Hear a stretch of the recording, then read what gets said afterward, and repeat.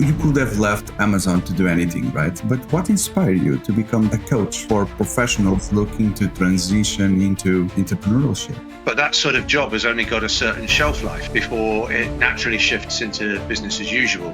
And what I discovered was that I really didn't like BAU. They were coming to me for a CV. They wanted to get another job. But what they were leaving with was this coaching experience that I'd given them. What are the main reasons for people wanting to escape corporate? Kind of put these together in two buckets. You've got push factors on one side. Push and pull, okay. Push and pull. Push and pull. Working in a corporate organization, playing the game. When you're working for yourself, you can absolutely gamify it, but there's no games. There's no support for you. You either win or you lose, right? Isn't that even worse than playing the game? And it's a great question.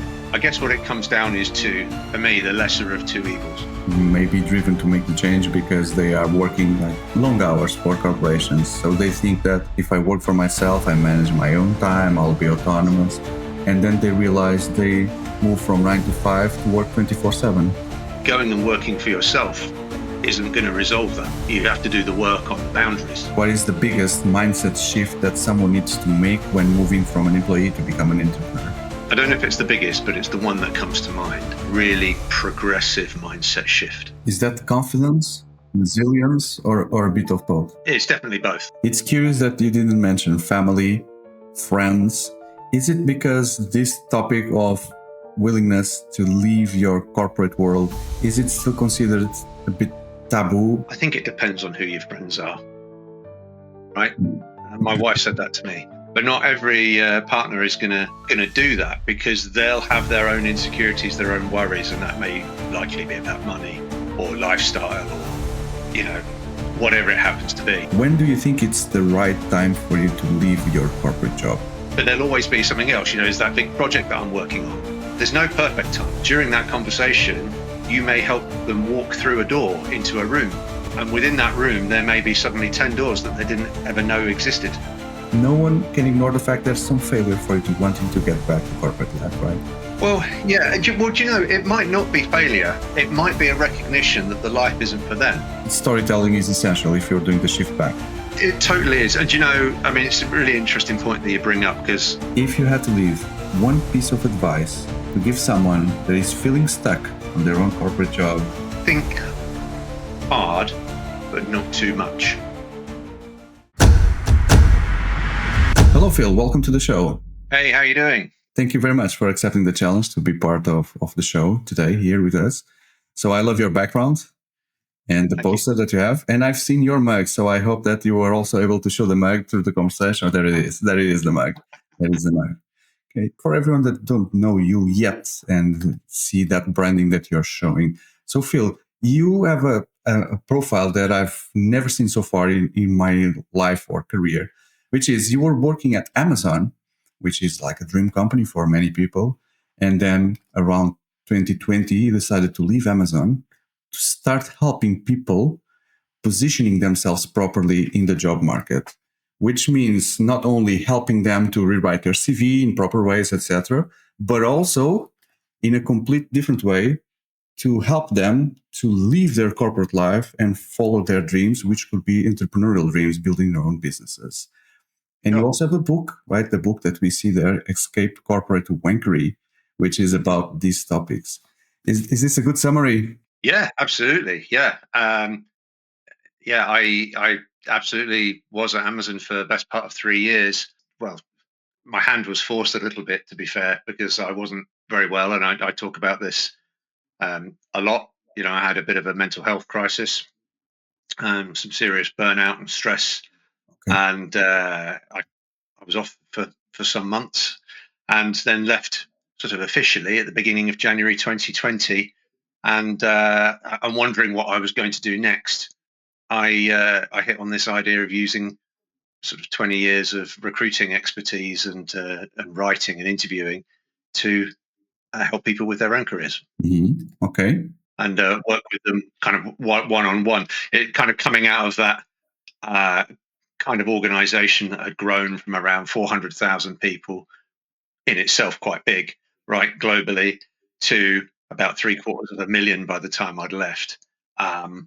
I realized that I needed to kind of reduce down the type of work that I was doing and work with individuals and small groups to really feel the impact of what I was doing. Yeah, I can imagine. For one side, could be like awesome that you work in such a big environment, but on the other side, could be like you feel like you are a very small drop in a big ocean as well. Well, both. I mean, because it was absolutely awesome getting the job at Amazon. I remember talking to recruiters there and them saying that there are people like queuing out the door to come and work for Amazon in the same way as they would for Facebook, Google, the other kind of FANG companies. Yeah. And they do have an incredibly high bar for you to get in, and that bar moves up each year. Mm-hmm. So, I mean, the experience of working there was amazing. I traveled a lot, worked with some awesome and very intelligent people. But, there comes a time in your career where certainly for me anyway, where I just had to sort of reevaluate what was important to me. And, then I made the change. I guess that the more people queue at the door of any FANG, the more the bar raises in order to choose the best from the best, right? You could have left Amazon to do anything, right? But what inspired you to become this, and I'll call it a coach, right? For professionals looking to transition into entrepreneurship. Well, I mean, you kind of described it a bit already. I mean, I should give you a little bit of background insofar as before Amazon. So I mentioned I got sort of worked in recruitment in different shapes and forms for 20 odd years. But there came a point 10 years ago or 11 years ago when I decided that I didn't want to work for a corporate anymore, because what I found that I was really good at and enjoyed was change projects. So from a recruiting perspective, making recruitment better, whether that was doing new branding or new processes or new teams or new structures or new employee propositions, improving the quality of people that are getting hired. Right. I liked all of that sort of moving and shaking, but that sort of job has only got a certain shelf life before it naturally shifts into business as usual. And what I discovered was that I really didn't like BAU. So I left that environment and went into a contracting role where I was delivering relatively short-term change projects, 6, 7, 8 months projects for different organizations on day rates. And that kind of gave me a flavor for working for myself while still within that kind of corporate environment. But I was able to kind of do successive projects rather than you do the project, embed the project, and then go, right, what am I doing now? I'm not doing business as usual because it's going to bore me. But when I stumbled on the Amazon job, I was originally looking at it as a maternity cover job. What I decided this time around was that I wanted to do something where I could work with lots of different clients. And as I said, I was going through a mental health journey and I was seeing a counselor. And as part of that counseling experience, which to some degree was led by me, we went where I wanted to go. I remember being sat there in the room, trying to work out what next looked like. And this was probably in the kind of October, November time before. And do you know Simon Sinek and Start With Why? Yeah. So I'd sort of heard that or watched that podcast some years before, and it stuck with me. And I know that some of the things that he talks about aren't completely founded in reality, but what it gave me was a bit of a structure to think about, about my why. What is it and what and how. And it just made me really think about what would give me purpose. And what I landed on were things like I wanted to do something that had a creative element. I wanted to do something where I could help people. I wanted to do something that was sort of on a shorter term project basis that I could get a quick turnaround on and and get feedback on it really quickly. There was a big validation piece missing for me at Amazon. It just sort of didn't really matter what you did or how great it was. It was quite difficult to kind of shine, if you like, because there's so many great people there doing I amazing imagine. stuff. Yes. So it's quite difficult to shine. So I never really kind of got much validation, and I put my hands up. I need that stuff, right? And there were some other things like being able to work my own hours when and wherever I wanted, and this sort of thing. And I can't actually remember the exact moment, but I hit on writing CVs, and the writing CVs for people ticked all of those boxes, and actually it ticked the additional boxes that I hadn't thought of because I've been writing for years.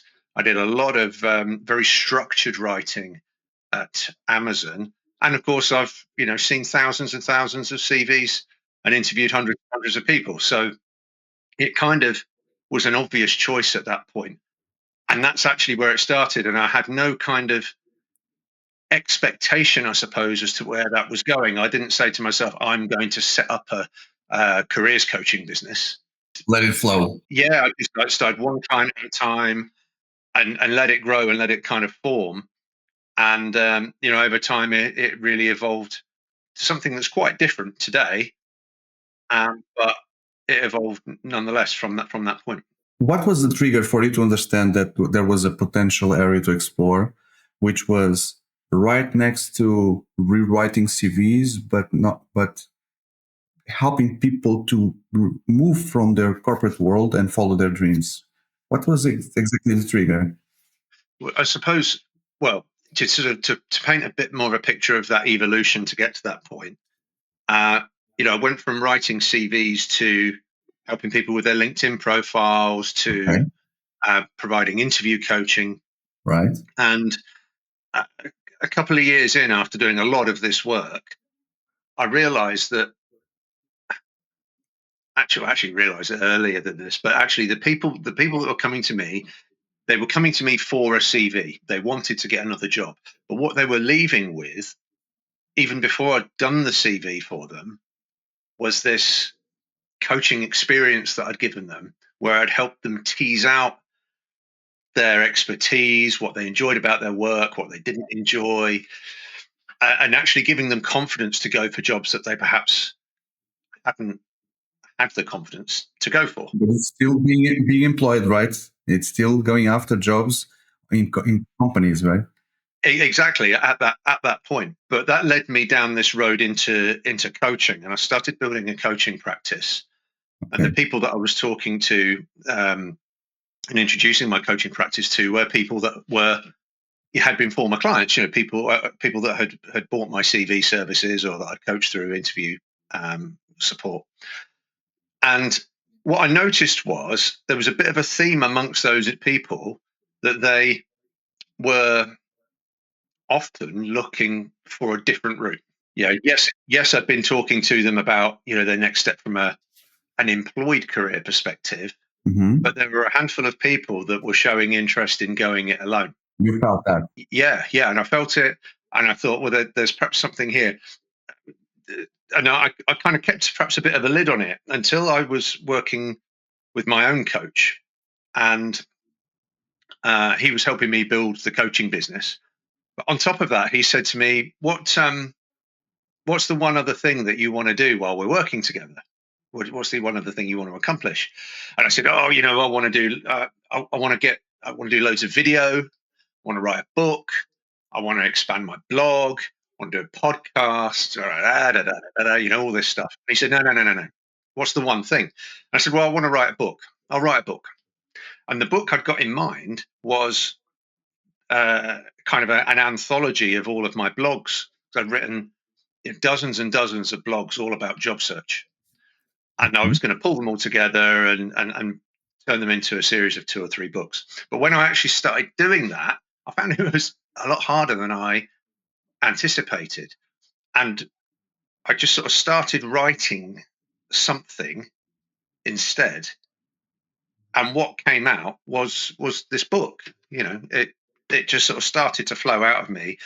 And then I had to sort of stop myself and go, hang on a sec, what am I doing here? I then had to kind of like pare it back and actually create a plan for the book. Otherwise, I'd have just been, writing and writing and writing. So I created the plan, wrote the book, and it was the kind of the fuel was, it was the book that I could have used when I went out on my own, both a couple of years prior, 2020, and 10 years ago in 2014. It's the book that I would have found really useful. And to get to the kind of the actual answer to your question, the work that I now do with people to help them at that career's crossroads where they're considering going out alone, or have already gone out alone and need help, is born entirely out of the fact that I wrote the book, and I realized that I'd got something that actually people were reading, and people told me that it was life-changing. And I thought, well, I need to do something more with this. For how long have you been doing this?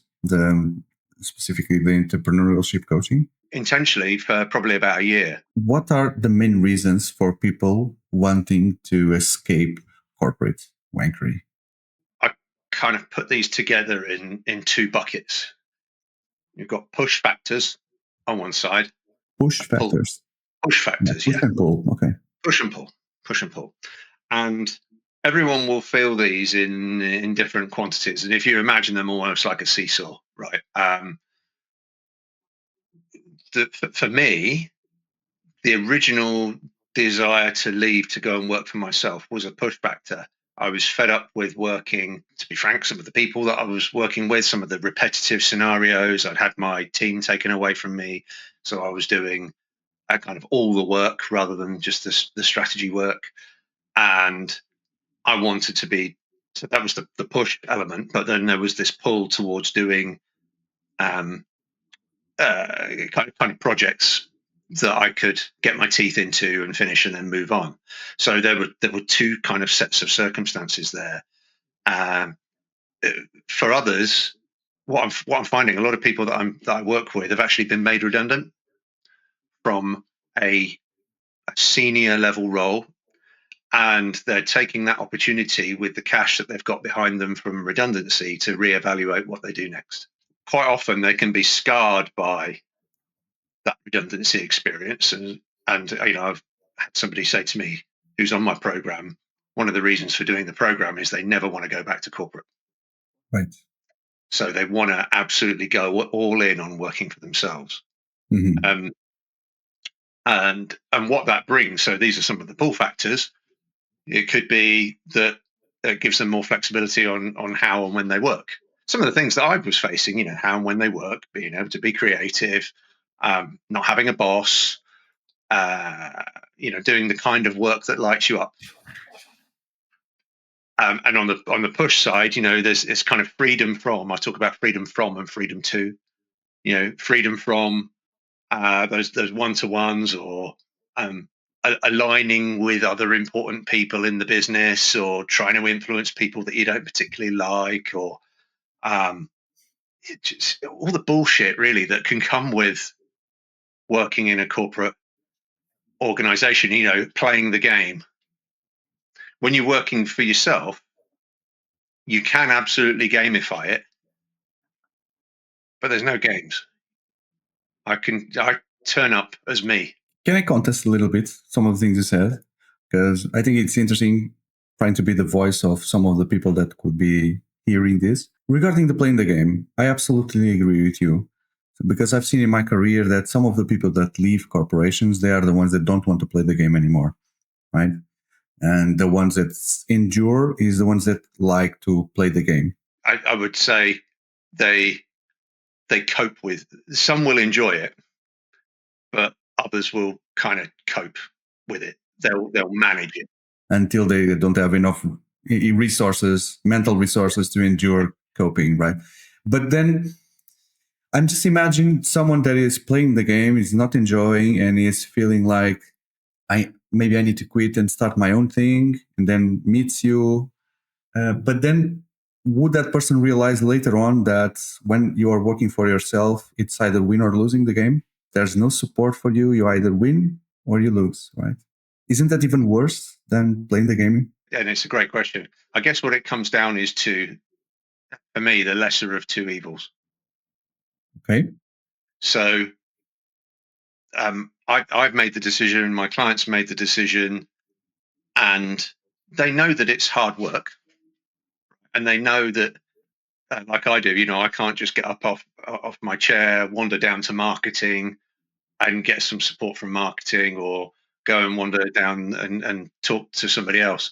But what I can do is build a network of other people around me, other people that are either further ahead than me, or slightly further back than me, or in doing the same kind of stuff that I'm doing, or in adjacent areas to what I'm doing.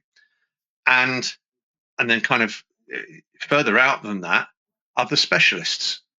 So, for example, I've started working with a funnels expert to help me organize all of my various email landing pages and some of my client acquisition stuff, because I've just got so much stuff going on in my head. And that is absolutely one of the downsides of working for yourself, is that you have to, you go from being the specialist. So I kind of go from being the coach or the recruitment expert or whatever to suddenly having to do marketing, finance, everything on your shoulders, right? All of it. But you can outsource that. And although I've only just started doing it, and I'm 5 years in, because I've been sort of fairly self-sufficient. But the thing I would say is about the lesser of two evils is that it comes back to those push and pull factors. So when I work with new clients, and in fact, I put a sort of a self-help email course out through my email group not long ago, and it was designed to help them define what these push and pull factors were and assess their strength. Because if they're not strong enough, then you will find it very easy to give up. Right. And go and get another job.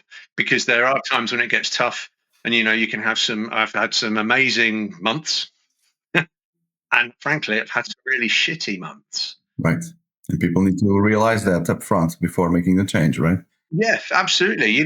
It's I make no bones. I'm sure there are people out there that kind of sell a dream. That's not what I'm about. It's about helping people work out what their own dream is, and then helping them work towards it. But with this kind of big reality check that it's actually hard work, and like any job, it's not going to be easy.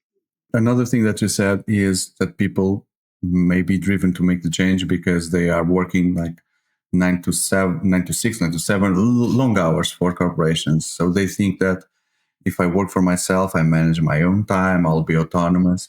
And then they realize they move from 9 to 5 to work 24/7. Right, Phil? Yeah, it can be like that. It can be like that. So, if you are the sort of person who is terrible at putting in place boundaries in your working life, so the sort of person that will happily respond to texts and emails off your boss or colleagues at 10 o'clock at night, and then go and do some work and not speak up for yourself and push back, then going and working for yourself isn't going to resolve that. You have to do the work on the boundaries. Okay. So often I find myself doing that work on the boundaries with my clients, whether or not they are, whether I'm helping them pursue the kind of entrepreneurial journey, or whether I'm helping them just in their life, right? Poor boundary management will always be poor boundary management. But I think in pretty much any job, whether you're working for yourself or working for somebody else, you can put in as much or as little time as the job requires. And sometimes my job, last night I was sat on my sofa at 10, 11, maybe even midnight, but then I was really enjoying what I was doing. Whereas I know that Thursday this week, I book the whole day out on Thursday to go and spend time with my daughter because I can. Yeah. So as long as you're conscious about the work that you're doing and recognize that when it gets really hard or where you're making too much work for yourself, that you can put in place strategies to manage that, as I have done, because I found myself in all sorts of situations where I was suddenly ridiculously busy and wasn't self-managing. You need to kind of be able to step back from that, spend some time working on the business, work out your structure and what those boundaries are for yourself. We mentioned some of the changes people mentally need to do, but in your opinion, what is the biggest mindset shift that someone needs to make when moving from an employee to become an entrepreneur? I don't know if it's the biggest, but it's the one that comes to mind. And I think it's a really progressive mindset shift that will get tested frequently. And that is belief that you can do it. So you need to have an element of self-belief to take the step in the first place. Mm-hmm. But that will get tested. It will get tested when you don't win a client, or when you lose a client, or when you don't get the feedback that you were expecting off the client, or when you're chasing a payment, or when you are when your pipeline of clients is looking dry. Is that confidence, resilience, or a bit of both? It's definitely both. It's definitely both. And actually, this is where it's really useful to have that kind of body of people around you who act as your cheerleaders. And I don't mean kind of blind cheerleading, because you need people that can be a cheerleader and a critical friend. So, for example, in the group program that I'm running at the moment, it's super small. There's only 4 people on it. It's really high touch. Each call that we do, each problem that I'm helping each individual solve when I put them on the hot seat, the others are listening, taking note, and reflecting on what or how that kind of it would impact their business, or how they can take that insight into their business.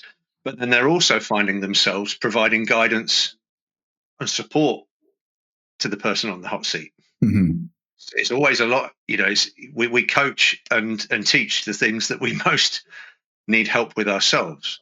So that very process is great when I can sort of sit there and call it out and go, well, person, that is what you're saying is what you need to do, right? Okay. So having people around you that are going to kind of lift you, support you, back your ideas, or challenge them is super important. And whether that's in a container like a group coaching program or a community, or whether that's through building, your own community of other like-minded freelancers, or people that have been there, done it, got the t-shirt, to kind of will you on. It's curious that you didn't mention family, friends.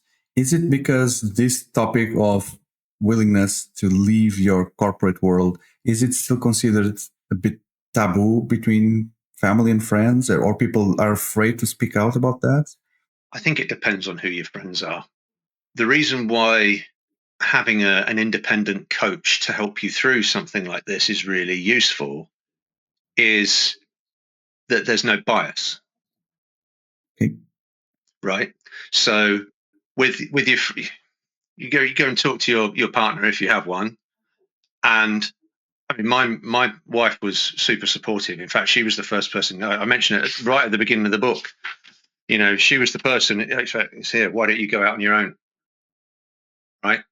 My wife said that to me. But not every partner is gonna do that, because they'll have their own insecurities, their own worries, and that may likely be about money or lifestyle, or whatever it happens to be. Ability to pay the school fees, or whatever. I mean, I'm not saying don't talk to your partner, but what I'm saying is that their worldview isn't necessarily going to be exactly the same as yours. they may encourage you, but they may not see the blind spots, or they'll only see the blind spots and they may not encourage you. With friends, I don't know. It depends on the type of friendships that you've got. I mean, I've talked this sort of stuff through with my mates. And in fact, one of them in particular still can't believe that I made a living writing people's CVs for them. And he still finds that kind of blows his mind. Other friends that I've spoken to about it have gone, fair play. I couldn't do that. I couldn't take the risk. So I suppose, yes, absolutely have that network of people around you that you can talk to, whether that's over a drink or on the sofa at night or whatever it happens to be. But just be aware that there's going to be some biases around worldview that you won't get with an independent coach. Still, you mentioned the fact that this kind of topic is a taboo in your book and your work. Why do you consider it a taboo? Different cultures have a different approach to money, entrepreneurship, to risk, and then how loud or quiet they want to be about that as well. And sometimes that loudness or quietness will come down to confidence, like you say, or historic resilience, or just belief that they can make it work. I just think some cultures or some people are happier just to kind of keep this stuff to themselves.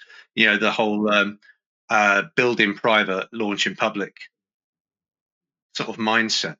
Right. But then equally, when I was first starting my coaching business, I was getting in contact with people that I hadn't spoken to in 5 or 10 years and saying, hey, would be great if we could have a catch up. It's been ages since we've spoken. I'd love to know what you're doing at the moment, but also there's something I want to run past you. And the thing that I wanted to run past them was the prospect of them having a coaching experience with me, because I was building a new coaching practice. So that's a conversation had in private, but you can equally go onto any social media that you so wish. I think what people are more worried about, I know what people are more worried about, is the fear of failure. Yes. Right. So I don't think it's a taboo as much as they're perhaps less likely to talk about it just in case it doesn't work. Which could be a good thing or a bad thing as well, culturally speaking. I'm calling from Portugal, and I'm not sure how broader this view could be besides Portugal, but I guess the culture here, at least in this part of Europe, is a culture that is very averse to risk, right? Someone that wants to stand out from the rest of the crowd by doing something that is different, or individually, it will be seen as this guy is trying to stand out, right? And so if the person fails, is a huge shame. Well, for example, in the US, up to my knowledge, if you fail on like an entrepreneurial venture, it's seen as a positive thing because you've learned, right? So if you fail and you fail a second time and you fail a third time, you'll be seen as someone that is experienced in things that tried, don't work out, and learn the lesson. So there is value in that. And that, when I was working at Amazon, one of the phrases that came up a lot was fail fast.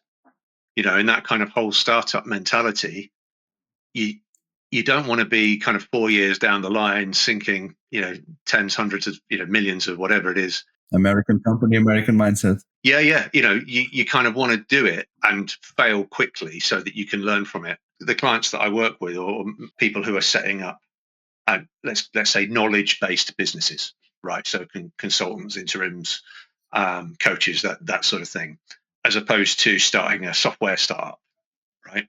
But equally, I remember seeing, and I forget who it was, but they showed a spreadsheet of all of the different startup ideas they'd had, the names of them, all of the money that had gone into them, all of the money that they were making, and whether or not they'd just mothballed it or continued it. And there was about 20 different things here.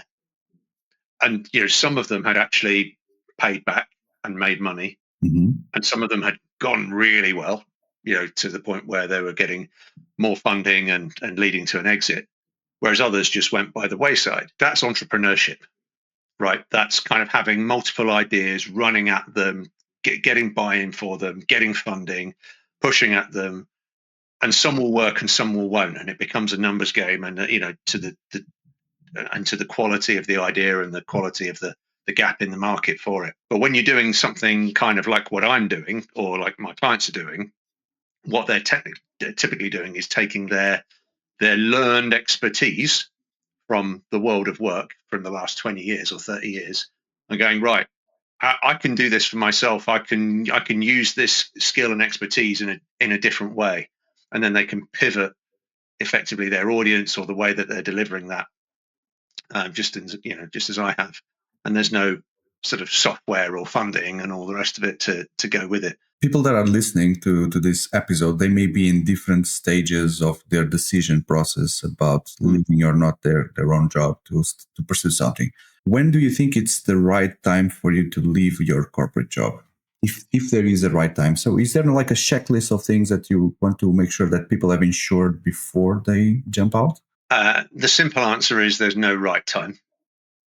Like any big life-changing decision, moving job, moving house, getting married, getting a divorce, falling in love, having kids, whatever it is, there's never a right time. It just happens and we have to manage it, right? Because there's always, if I go back to my days as a recruiter and I'd be trying to hire somebody from one company, he was a headhunter. I'd be working with somebody to kind of persuade them that this new job over here was going to tick all the boxes for them.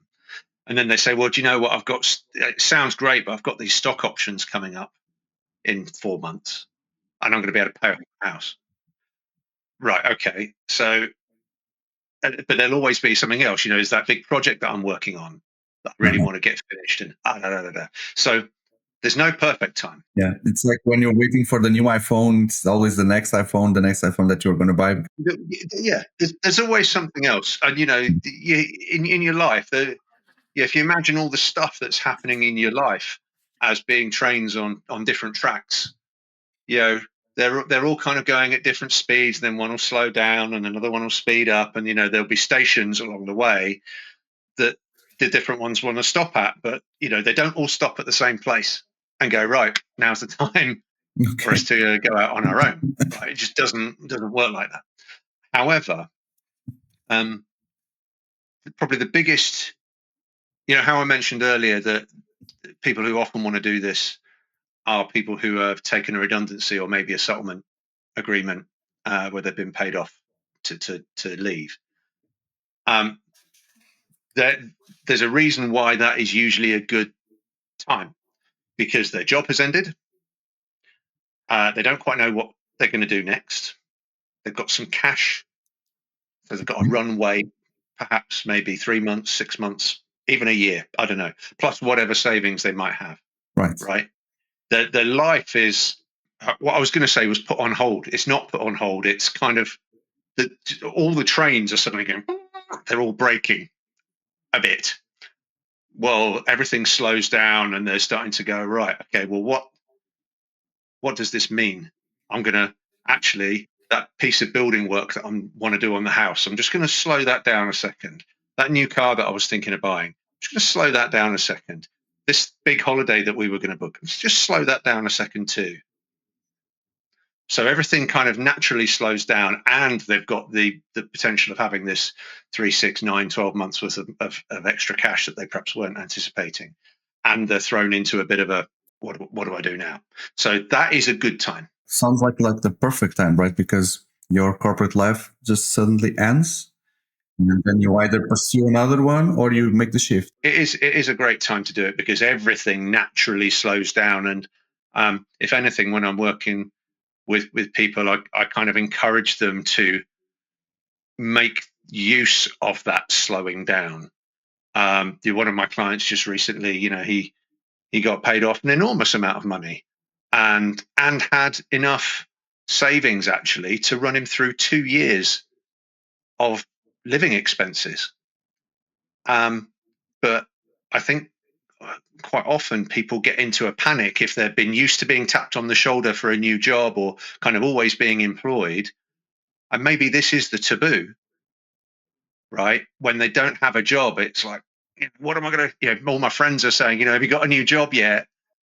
How's the job hunt going? And that can be embarrassing. Some people, right? they are what the job is, right? So if they don't have a job, they're nothing. It kind of becomes them. That is a really good time. But equally, there's nothing stopping you starting looking into it and making steps while you are still employed if the pull factor and the pull and push factors are strong enough to make you want to consider that, while you're still employed. There are things you can do to start testing the market. You can start connecting with people on LinkedIn. You can kind of start talking about your areas of expertise and what problems you solve on LinkedIn. You could start a blog, guest on podcasts. You could create a one-page PDF that solves a problem. You can set up so many different free accounts for technology, whether it's email engines like MailChimp or ConvertKit that I use, or any of the others. There's always a free version of that. You can pick up gigs effectively, little freelance gigs on things like People Per Hour and Fiverr. Now, that's where I started and got my 5-star reviews very quickly. But you can do all of that whilst you're still employed. Like a side gig. And that way you can kind of start testing the market for what you're doing, and actually maybe even start building a side income before making the decision to go. I mean, for me, it was that I was at breaking point twice, mental breaking point. And I knew that if I didn't do something different, it's the old thing, if you always do the same thing the same way, you'll always get the same result, right? You'd always get what you always got. So I recognized that I had to do something seriously different. And I had a runway of about 3 months, which actually isn't very long. This was the first time in 2014. So I absolutely had to get something moving, which I did. As a contractor, the short answer is no, there's not a perfect time, but sometimes are better than others. Have you ever advised someone not to leave their corporate job? And if so, why? In that situation, I would tend to coach somebody so they get to the place around what is right for them. I will challenge them, and I will help them paint a vision, a picture of what an amazing life could look like for them, and help them work out what the building blocks might be to make that happen. And I talk about this in the book, that you've got to have the right kind of appetite for it. And by the way, it's okay to have a go at it and then realize that you don't have the appetite for it. It's okay. Have I ever advised somebody not to do it? No. But then have I ever advised somebody specifically to do it? Like I say, I try to avoid that kind of advice. I would rather put the option, help them work out what the options are, and discuss the pros and cons, and help them open doors in their mind to other things that they hadn't considered. Right. Then the decision is theirs. You show the door, they are the ones that need to go through. Well, actually, and that is a really good analogy or metaphor that I was talking with somebody about the other day, that you never know what can come from a single conversation. When I have a conversation with a client, or I suggest that they may have conversations with other people in their fields, you just don't know what's going to be on the other side of that. And during that conversation, you may help them walk through a door into a room. And within that room, there may be suddenly 10 doors that they didn't ever know existed. Sometimes what I help people do is either pause at that point, go back through the door and go, hang on a second, let me have a look at this room that I'm in and what other doors are in here. Or let's step through this door knowing that I can go back, and let's just stick our head through some of these doors and see what's on the other side. But often by having that conversation and helping people work out the art of the possible, both in terms of what they're capable of, or what they could create for themselves, or in terms of the opportunity that is out there, or the need at the market. Sometimes I find that people kind of go, wow, I just hadn't even thought of that. I didn't even know that was a thing. But because I've worked with so many hundreds and hundreds of people on their careers over the last 5 years, I've seen a lot of doors. Although I've not necessarily walked through those doors myself, right, I've got an appreciation of what might be on the other side. And by curiosity, have you ever done the inverse path with someone, which is someone that not with your help, but decided to follow entrepreneurship? It went wrong and needed your help to get back to corporate life, because the return may be difficult as well, right? Yeah. Well, times over my career as a recruiter, where I've had a CV come across my desk where somebody has been a consultant or been a contractor and decided that they wanted to go, they wanted the security of a job again. Right. Usually that's what it comes down to, security, right?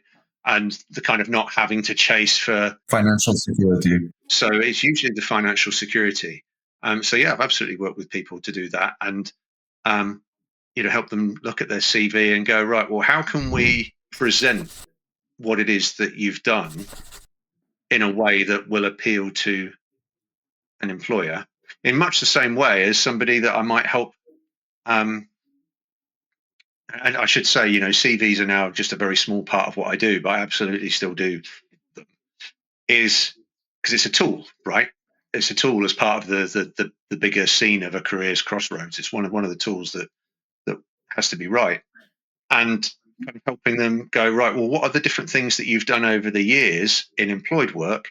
How can we kind of talk to me about the projects? How can you projectize that work and identify outcomes that would appeal to somebody who's looking to take on a contractor or an interim or a freelance? So it's the same, but just sort of two different directions. But ultimately, if that person lands in an interview, that is going to be the question: why are you stopping your own project, right? And I guess there's going to be a high probability that there's some failure on that project. That's why the security needs to come back to that person's life for employment. How would you suggest someone to prepare themselves to the question, to face the question? You can paint all the outputs in the best way possible, but still no one can ignore the fact there's some failure for you to wanting to get back to corporate life, right? Well, yeah. Well, it might not be failure. It might be a recognition that the life isn't for them. Right. So to pointing to all the things that you brought up earlier about your network and, being on your own and all of that, I think it's a reasonable thing to say, and if it's true, particularly, that actually, do you know what? I really miss working in a team and having that camaraderie and working on group projects and all of that sort of thing. Being in an office. There's been all this kind of made about hybrid working and return to the office, or working from home or whatever. Some people, I don't mind it so much, although I do enjoy going into an office and working with people. But some people, it's just not for them. But they haven't realized that until they've tried it. They need to be in an office where there's other people and they can, have those making a coffee chats, and water cooler conversations. Yeah, and absolutely, that is one thing that I do miss. But then at the same time, I don't miss all the interruptions. But for somebody who wants to go the other way, if the business failed, there's no harm in saying, well, do you know what? Actually, my skills are in X, Y, and Z. What I've discovered is that my skills aren't really in selling or closing or marketing. The thing that I'm really good at, as you can see from my client reviews, is doing the thing. And I want to be able to do that in a group of people that are also doing it so that we can all learn from each other.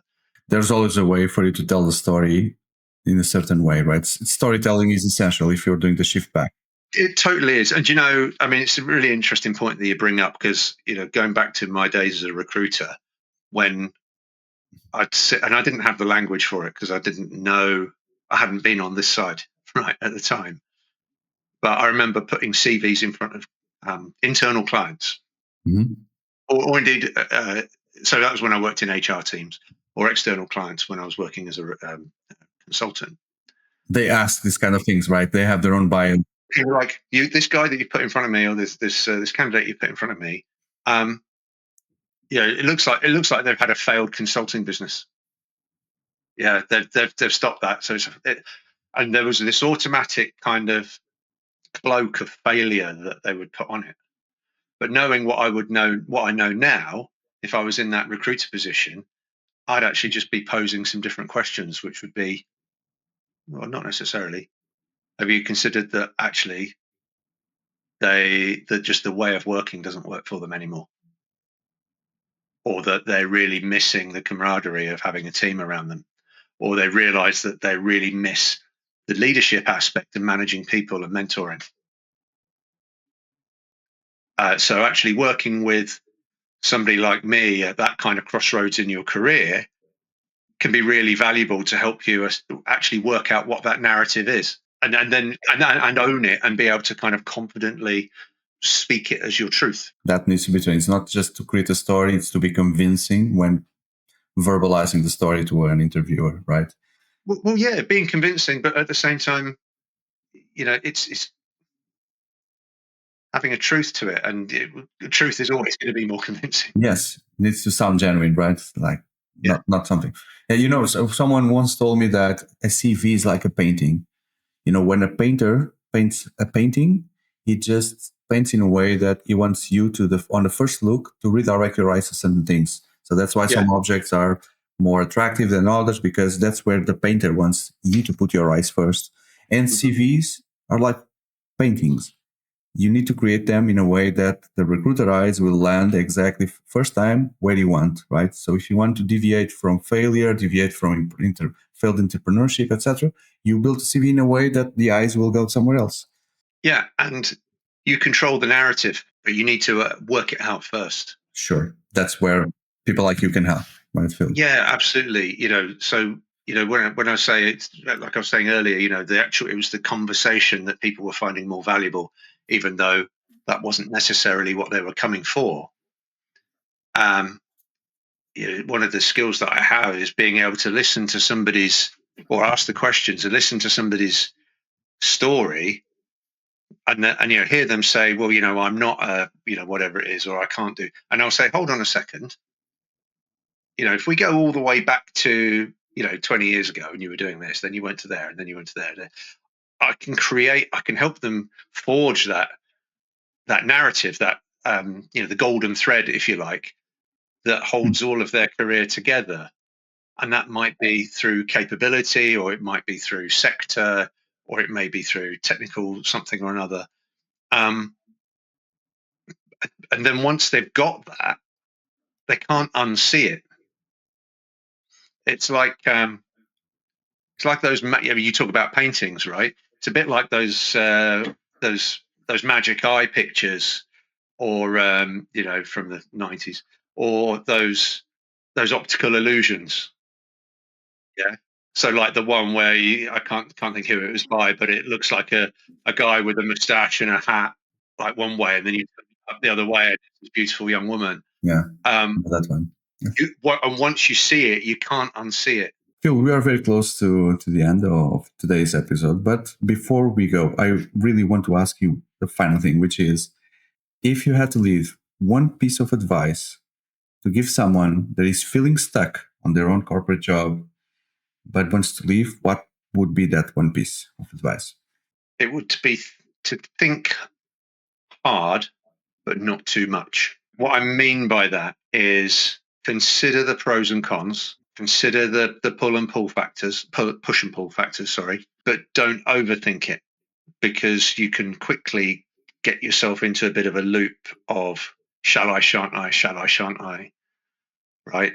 So if you want to actually leave, think, create a plan, talk to somebody like me. I can help you create a plan, and then you can execute it. Okay. But don't spend years and years going round the circle in your own mind, because you won't ever do anything, and then you'll get to a point that you'll regret not having done it.